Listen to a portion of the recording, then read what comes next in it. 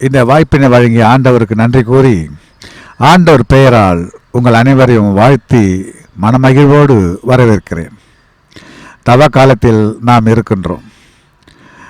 தவ காலத்தில் நாம் பலவிதமான பக்தி முயற்சிகளில் மேற்கொண்டிருக்கிறோம். மிகவும் நல்லது, சால சிறந்தது, சிறப்பு வாய்ந்தது. நாம் அந்த பக்தி முயற்சிகளோடு நின்றுவிடாமல் ஆண்டவருடைய வார்த்தைகளை நாம் கூர்ந்து கவனிக்க வேண்டும். நீங்களே என் சாட்சிகள் என்று ஆண்டவர் நம்மை பார்த்து கூறுகின்றார். சாட்சிய வாழ்க்கை என்றால் என்ன, சாட்சியாக எப்படி வாழ்வது என்பதை நாம் தெரிந்து கொள்ள வேண்டும்.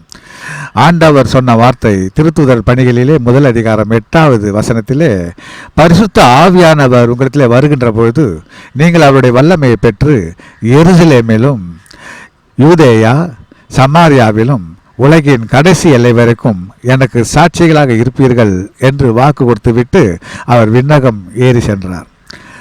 பெந்தகோஸ்தே பெருவிழாவின் போது பரிசுத்த ஆவியானவர் எல்லாருக்கும் அருளப்பட்ட போது எல்லாரும் உயிருக்கு பயந்து கொண்டிருந்தவர்கள், மற்றவர்களுக்கு பயந்து உயிருக்கு போய்விடுமோ என்ற அச்சத்திலே நடுங்கி கொண்டிருந்த மாடி அறையிலே கதவை சாத்தி கொண்டிருந்த பொழுது அவர்கள் மேல் பரிசுத்த ஆவி இறங்கிய பொழுது பிளவுபட்ட நாக்கின் வடிவிலே நெருப்பு போன்ற ஒரு பொருளால் ஆண்டவர் அவர்கள் நிரப்பிய பொழுது அவர்கள் மிகவும் தைரியம் முடிந்தவர்களாய், உற்சாகம் கொண்டவர்களாய், உயிருக்கு பயமில்லாமல் வெளியே வந்து போதிக்க தொடங்கினார்கள்.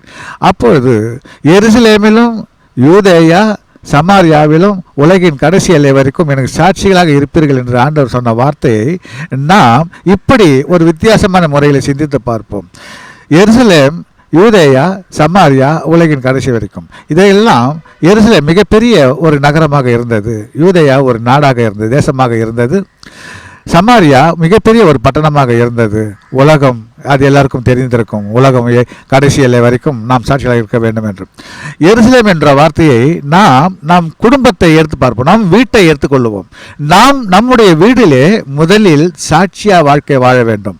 சாட்சிய வாழ்க்கை என்றால் ஆண்டவருடைய வார்த்தைகளை கேட்டு ஆண்டவர் என்ன சொல்லுகின்றாரோ, என்ன செய் என்று சொன்னாரோ அதைகளை நாம் செய்வதற்கு முயற்சிகள் மேற்கொள்வோமையானால் நம்மை பார்த்து நம் குடும்பத்தில் இருக்கின்றவர்கள் நமக்கு ஆதரவாகவும் உற்சாகமாகவும் ஆண்டவருக்கு உகந்த முறையிலே அவர்கள் மாற்றிக்கொள்வார்கள். எனவே குடும்பத்திலே நாம் முதலில் ஆரம்பிக்க வேண்டும் நம்முடைய சாட்சிய வாழ்க்கையை.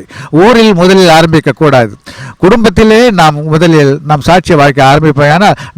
நம் குடும்பத்தை சாட்சியாக கொண்டு வந்து நிறுத்தி அதன் பிற்பாடு நாம் குடும்பம் சாட்சிய வாழ்க்கையை வாழ்ந்து விட்டதாக நாம் கருதிக்கும் போது இதை ஊருக்குள் கொண்டு வர வேண்டும். நம் குடும்பத்தை பார்த்து ஊரில் இருக்கின்ற குடும்பங்கள் இவர்களை போன்று நாமும் வாழ வேண்டும். இவர்களுக்கு பிரச்சனை இல்லையா, இவர்களுக்கு கஷ்டம் இல்லையா, இவர்களுக்கு துன்பம் இல்லையா, இவர்களுக்கு வருமான பற்றாக்குறை இல்லையா, இவர்களுக்கு ஏமாற்றம் இல்லையா, இப்படி பல கேள்விகள் கேட்டுக்கொண்டு அவர்கள் இவ்வளவும் இருந்தும் இவர்கள் மகிழ்ச்சியோடு இருக்கிறார்களே, எப்படி இவர்களால் வாழ முடிந்தது என்ற ஒரு கேள்வியை அவர்கள் உள்ளத்தில் எழும்படி நம் வாழ்க்கையை அமைத்து கொள்ள வேண்டும். அப்படி நாம் வாழ்வோமேயானால் மற்றவர்கள் நம்மை பார்த்து நம்மை போன்று அவர்களும் மாறுவார்கள், ஆண்டவருடைய வார்த்தையை ஏற்றுக்கொள்வார்கள். ஊரில் நாம் சாட்சிய வாழ்க்கை ஏற்படுத்திவிட்டால் நம் நாட்டில் சாட்சிய வாழ்க்கை ஏற்பட்டுவிடும். ஏனெனில் ஒவ்வொரு குடும்பமும் இந்த நாட்டில் ஒரு அங்கமாக இருக்கிறது.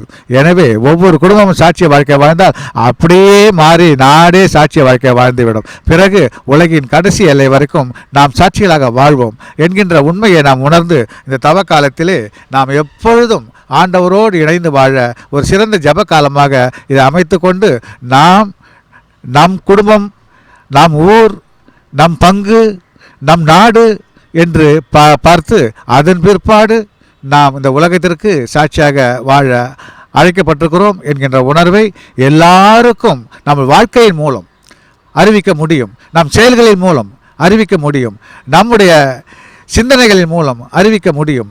ஏனெனில் நம்மை பார்க்கின்றவர்கள் இவர்கள் அல்லவோ கிறிஸ்தவர்கள். அந்தியோக்கியா பட்டணத்திலே வாழ்ந்த சீடர்களை பார்த்து எல்லோரும் சொன்னார்கள், இவர்கள் கிறிஸ்துவை போல் வாழ்கிறார்கள், எனவே இவர்கள் கிறிஸ்தவர்கள் என்று.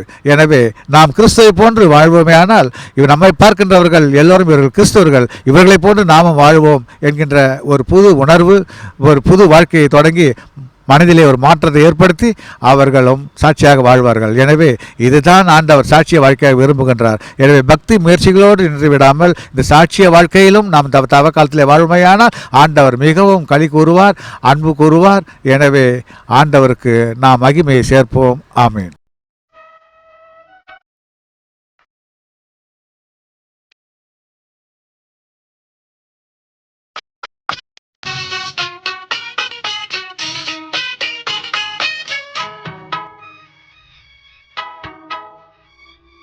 தவக்காலம் இது தவக்காலம், வாழ்வுகள் மலர்ந்திடும் அருட்காலம். தவக்காலம் இது தவக்காலம்,